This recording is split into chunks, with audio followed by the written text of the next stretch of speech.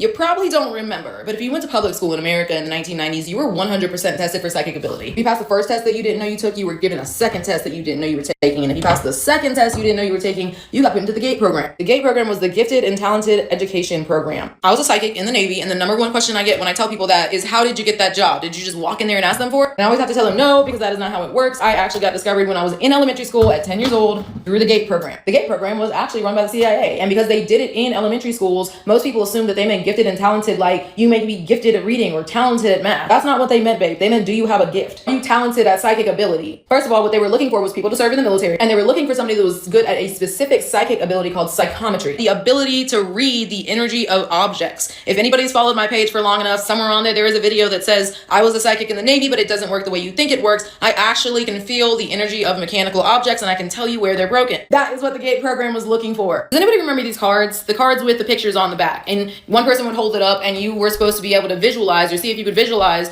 the picture on the other side of the card. You were not supposed to be guessing. You were trying to see if you could actually feel or tell what was on the other side of the card, either through a physical feeling, a vision in your head, or just something, right? But you were not supposed to be guessing. They would say specifically the word visualize on purpose because they did not want you to guess. They wanted to know if you knew. The other thing they would give us to play with in that program were these tangrams, right? These are tangrams. They're these shapes that they would give you a picture, and you were supposed to see if you could use the shapes to make a picture. Anybody who's served in the military has also seen tangrams on the ASVAB, because the two tests that they gave you to determine whether or not you would go into the GATE program were IQ tests, and the military entrance test is also an IQ test. Those tests are testing your processing speed. The Gifted and Talented Education Program was meant to test whether or not you were capable of psychometry. Now let me tell you why the tangrams are specifically important, because if you were really good at the tangrams, usually it was because you were really gifted at psychometry. I feel it physically inside my chest, which of the pieces are going to go into the final object, and I can see the final object in my head. I can see those specific, and they're all different colors. I would be able to see very clearly. Pieces feel differently to me because I am a psychometrist. So why were they looking for that? Well, I'll tell you. So I was in a squadron called HSE 84. It was the only squadron in the Navy that was dedicated specifically to special operations support, combat, search, and rescue. That is exactly what it sounds like. We only operated in combat. The moment the war was over, we were over the squadron decommission. So why did they need a psychometrist? If any of those helicopters were going to crash, I could feel it. I put a video up about this before. I'll make another one if you guys want me to. But if at any point any of those helicopters was going to have a critical malfunction, if it was going to